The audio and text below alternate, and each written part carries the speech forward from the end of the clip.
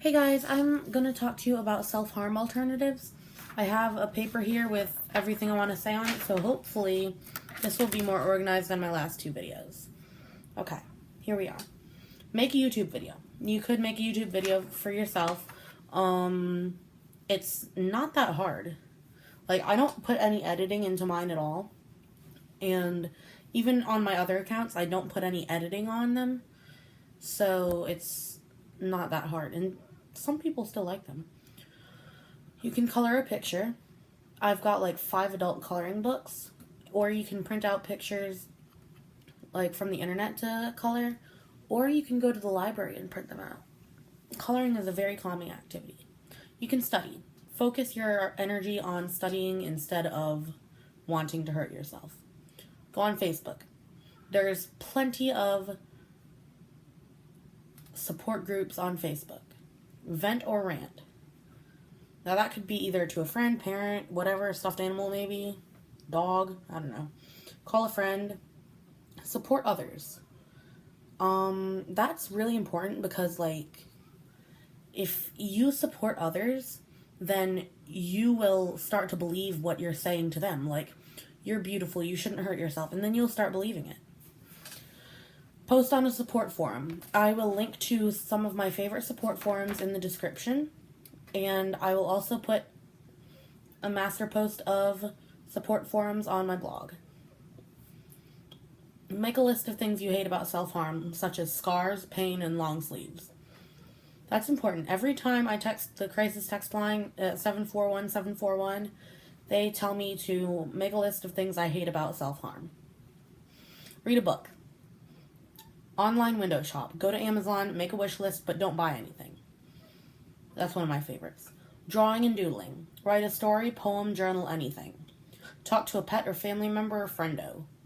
Grounding techniques, which I will go into further in a later video. Make a coping skills box and use it. I will go into that in another video too. Try not to be alone. Make a rule.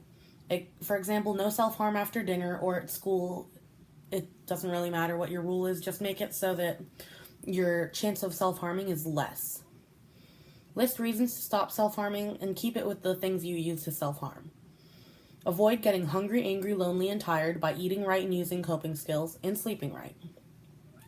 Reward yourself for beating urges. Like, reward yourself with something you love to do. Like, I like to paint and I like to do all kinds of stuff, so I will reward myself by painting. Learn a language. That can be really distracting. Like, I'm trying to learn French and American Sign Language, and that is it takes a lot of brain power. Affirmation lists. The thing about affirmation lists is that if you tell yourself you're beautiful, if your self-esteem is so low that you don't believe that, then you're just not going to believe it. So you've got to make specific lists of things you can do very well, like I can sing, or I can draw, or I'm good with kids, and then you got to repeat those to yourself until your self-esteem is high enough so to where if you tell yourself you're beautiful, your mind won't automatically reject it. Okay, identify the problem and find a solution. That's pretty self-explanatory. Cry. That is pretty self-explanatory too.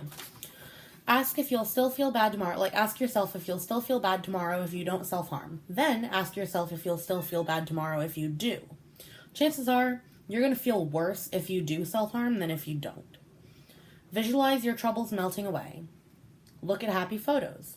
Encourage yourself. Temporary tattoos or draw on yourself. My favorite thing also is the Butterfly Project.